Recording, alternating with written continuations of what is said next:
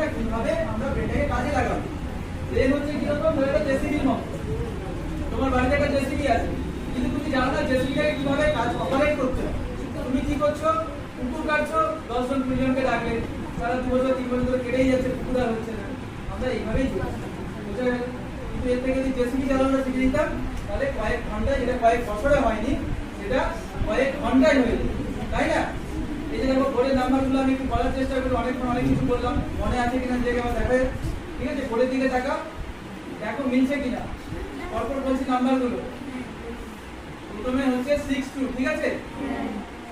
8 না 96 23 02 88 8 7 6823 8359 7872 02 05